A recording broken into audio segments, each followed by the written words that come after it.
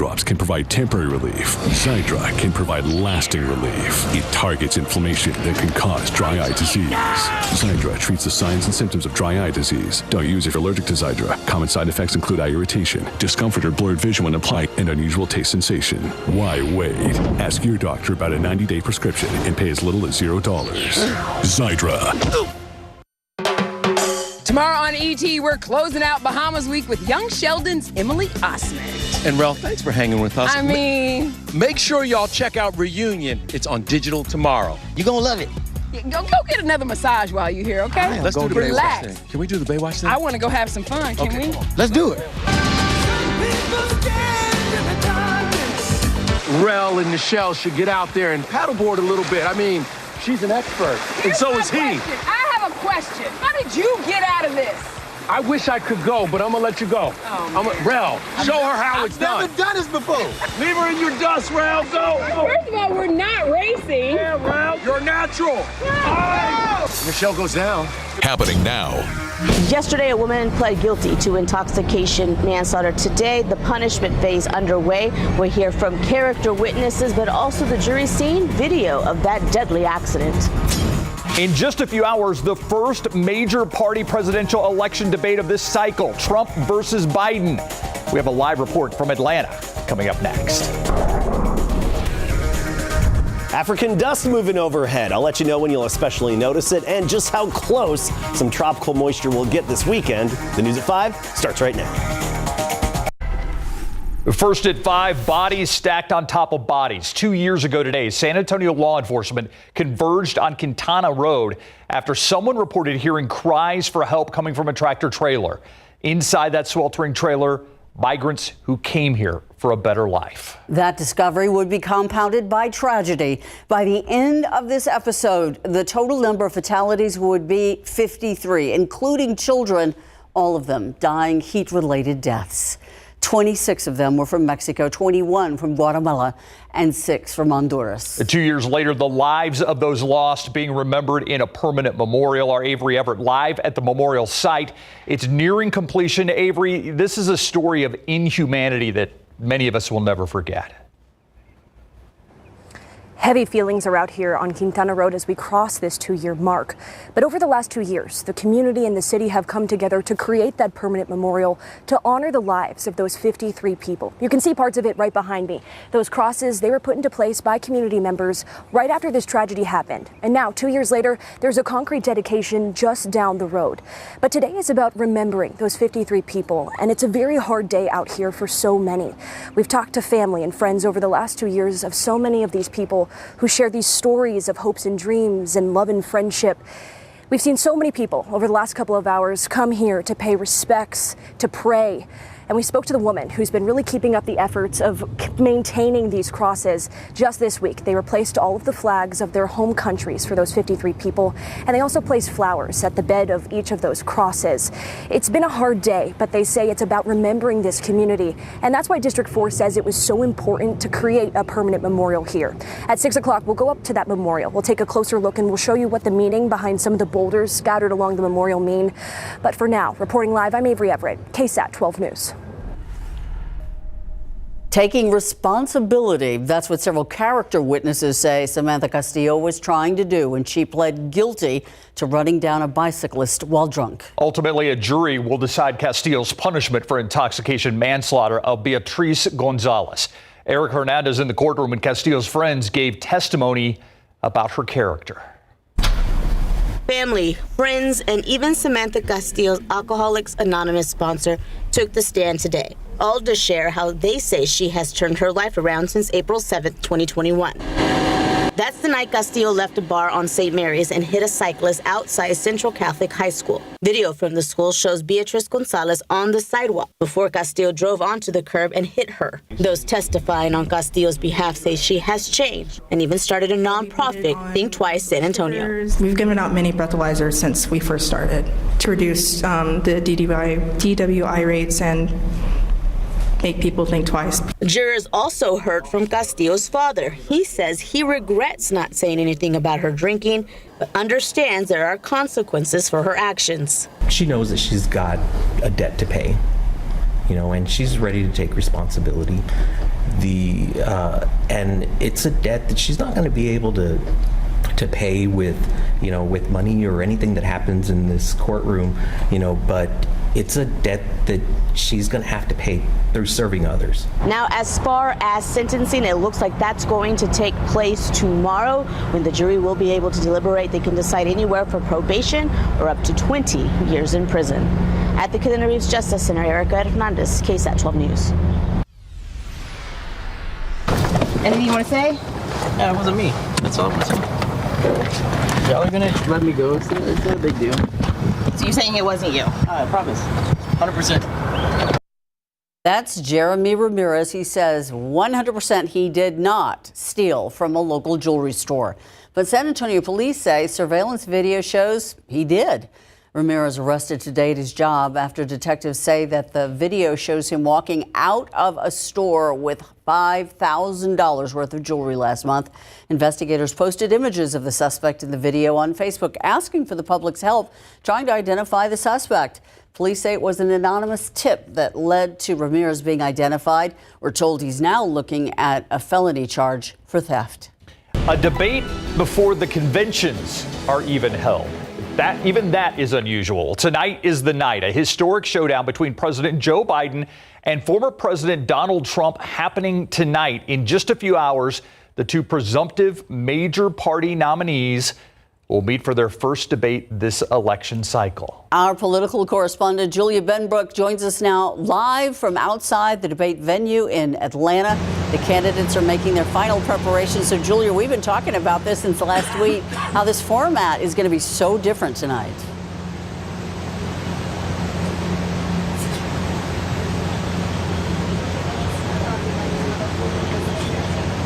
I think we're having some communication problems. Julia, can you hear us in San Antonio? Oh, it appears she cannot. So I think probably what we need to do is move on to our next story, and hopefully we'll be back to talk to Julia Benbrook about the changes of tonight's debate, which, by the way, you can see right here on KSAT 12. Yeah, and it'll not only be watched across the country, it's also going to be watched very closely along the border. One of the big talking points tonight, immigration. Several Texas border towns have served as the backdrop for so many politicians. In February, President Joe Biden and former President Donald Trump held dueling visits hundreds of miles away. President Biden visited Brownsville and former President Trump in Eagle Pass, a city that's had a front row to migrant surges. In December, thousands waited in a field to be processed by Border Patrol. While some focus on the humanitarian aspect, others say it's impacted business and safety. It's just hurting us, like the small little towns like us and like all around like Laredo and all that. Like, it's just hurting us. Like we just want to be able to walk out, live our life safely. Coming up at 6, more from Eagle Pass voters, why they say the border isn't the only issue they're focusing on at the ballot box. Obviously, immigration, the border, a big issue for tonight's debate on. Right, and the success and failure of this debate for either candidate may have to do with the setup of the room. How differently did President Biden and former President Trump have to prepare? And they'll hope for a knockout blow on their opponent. Well, as far as preparation goes, Biden has been out at Camp David for about a week now, prepping for this debate, and he's been meeting with advisors, participating in discussions and mock interviews. But Trump has really shunned this traditional debate prep approach. He has participated in some informal briefing sessions, but he's also kept up a busy campaign schedule, including interviews and rallies. And another part of the prep process is this is not just about policy, it's also about the way that these candidates are going to present tonight. Biden faces a lot of questions about his age, and he knows he's got to bring the energy. When it comes to Trump, he interrupted Biden quite a few times back in 2020 in that first debate, and his advisors have encouraged him to stray away from airing grievances tonight and instead to focus in on the issues. All right, Julie, a big night for both of those candidates, as you said, as they continue to compete for support. What happens next? What happens after this debate for both of these campaigns? So we've got well, as far as campaign-specific events, the really next big thing are the conventions. The Republican National Convention takes place in just a few weeks, and there are going to be a lot of eyes on that because Trump has said he plans to announce his running mate there. We've heard a lot of names floated. Some of the names at the top that continue to be brought up are North Dakota Governor Doug Burgum, Florida Senator Marco Rubio, and Ohio Senator J.D. Vance. So Trump has teased that is when it's going to happen. Then after that, we'll have the Democratic National Convention. That's in August. And then Trump and Biden have agreed to a second debate on September 10th, hosted by ABC. Julie Bedrick live from Atlanta as we get ready for that debate. And a lot of those VP hopefuls are in Atlanta tonight to watch. They'll be watching. Thank you, Julia. Again, the first presidential debate hosted by CNN is tonight. You can watch it live right here on KSAT 12 or any of the KSAT streaming platforms. Right up around the century mark at the moment. What you see on the corner of your screen, I think, is accurate. 100 degrees. This number hasn't quite updated yet on our computer system, but we're at the triple-digit mark in San Antonio, feeling like it's 108 when you factor in the humidity. Floresville, 101, 98 Panna Maria and Leon Springs, 100 Bulverde. Check out Dean's Backyard, Mico. 103 and even Windcrest at 98. So we're feeling the heat today. And as we go through the evening, temperatures gradually falling through the 90s, then the 80s, and it's really just more of the same that we've been experiencing. Heat index 105 to 110 all the way through the weekend. Rain, a few coastal pop-up showers, and a little bit of hope for some locations south of San Antonio as we get into parts of the weekend, along with the Saharan dust arriving this weekend. We're going to talk about all that and a tropical update in just a bit. Thank you, Adam. We want to take you outside in that 108 feels like weather. A lot of air conditioners running right now on I-10 at the Y. You can see traffic moving pretty slowly in all directions, but almost at a complete stop as people are heading out of the medical center. Straight ahead, another emotional goodbye to one of our own. KSAT photojournalist Dale Keller retiring. I sit down with him to talk about his awe-inspiring 40-plus years of telling stories through images that have captured decades of San Antonio history.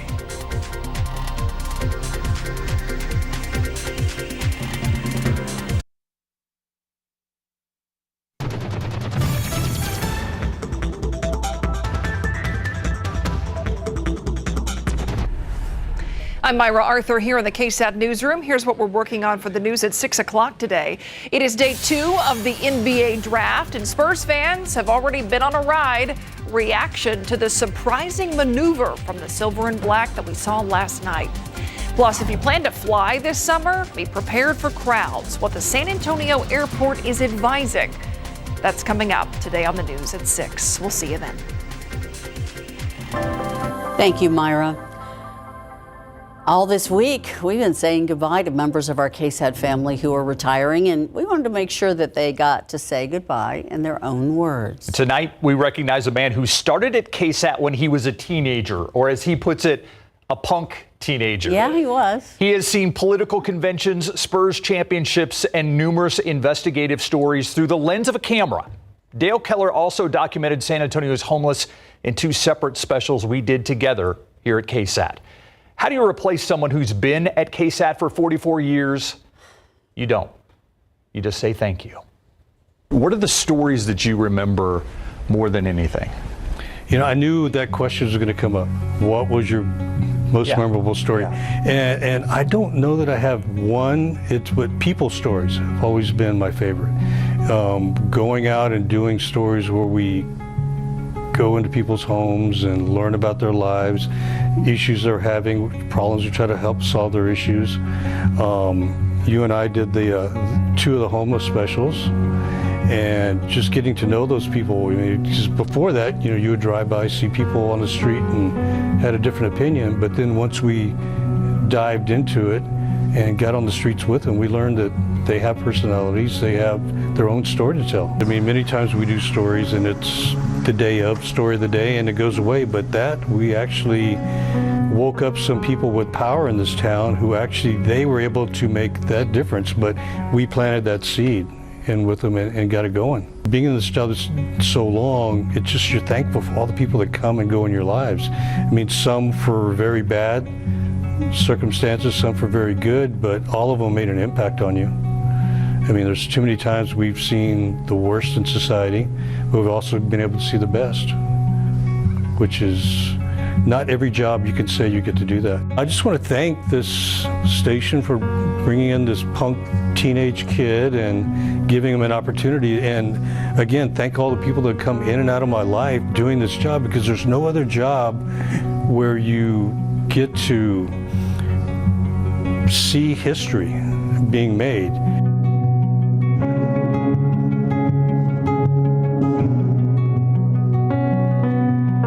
Two of the greats right there. Yeah. Paul Venema and Dale Keller. Dale has had a huge impact on KSAT. He's had a huge impact on my career. Mm-hmm. He's one of those go-to guys. Yeah, I can remember he and I went down to the border to ride Mustangs with the Border Patrol and went along the border and did a patrol. Yeah. Him on horseback, me on horseback on Mustangs. It was like our favorite story we ever did. One of the hardest workers. And I'm mad that he didn't say that was his favorite story. All right. Maybe it's because I was interviewing him. Maybe if you were interviewing, he would have said that.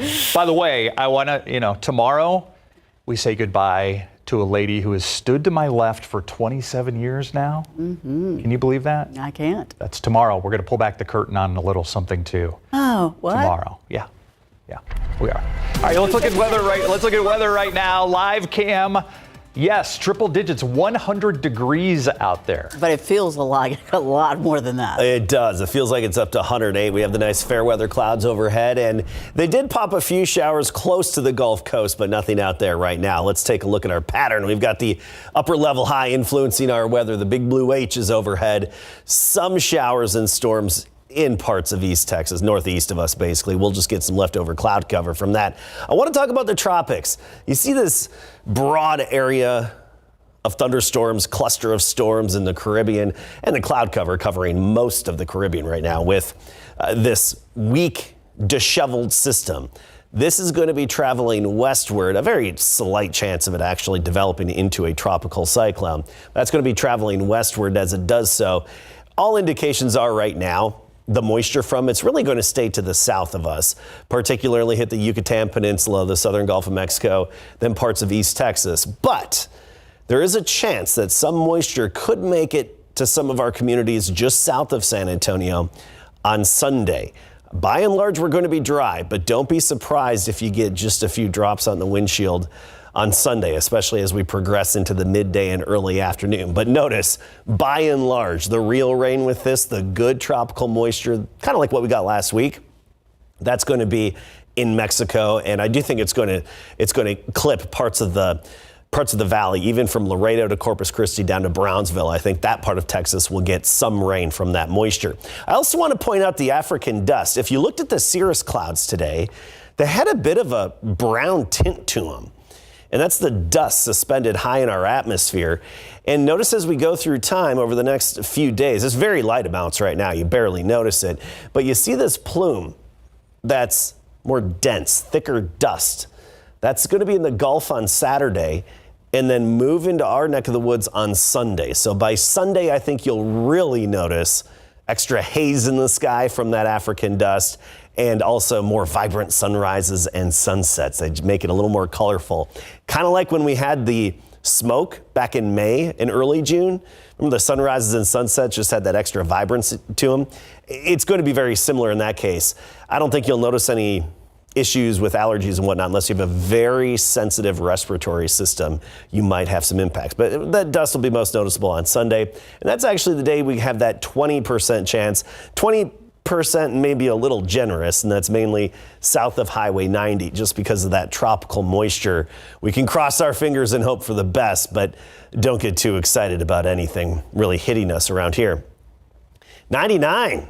Where we are right now officially at the airport. Stinson at triple digits. I'll have an update at 6 on the official climate summary because it can change between now and 6 o'clock, and then usually a little after 6 we know for sure whether or not we hit 100 and exactly when we did. But here's the key. Look at these feels like temperatures. Feels like 107 Seguin, 111 Nixon.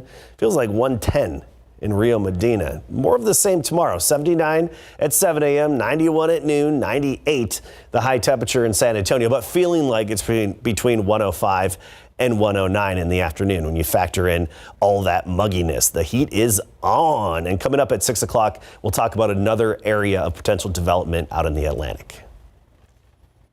Thank you, Adam. All right, I said last night the Spurs drafted a castle, so they need a drawbridge or something at the Frosty. But what did they do in round 2? Let's go live to Brooklyn, where we go right to the source, our Larry Ramirez. Larry. Yeah, so in round 2, they selected 2 guys and they traded to get one of those young basketball players. The Spurs are making a lot of moves, right? I mean, go figure. So last night they got Stephon Castle. Well, his coach in college is very similar to Coach Pop. And yeah, the Spurs had 2 second-round picks today. We will tell you who they drafted coming up.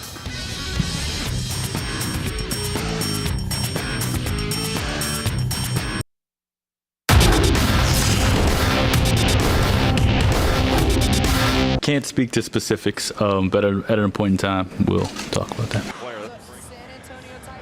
Spurs general manager Brian Wright didn't say much when he was asked about trading the Spurs' 8th overall pick, Rob Dillingham, to the T-Wolves in Big Board Sports.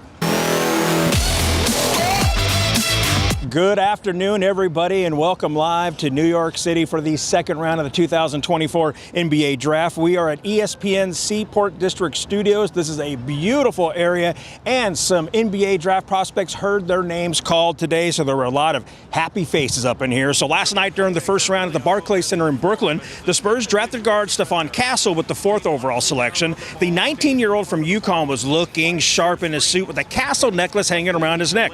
Castle is an elite defender and is willing to do whatever is best for the team, as he did at UConn and helping the Huskies win a national championship. The young man is going from head coach Dan Hurley to playing for Greg Popovich.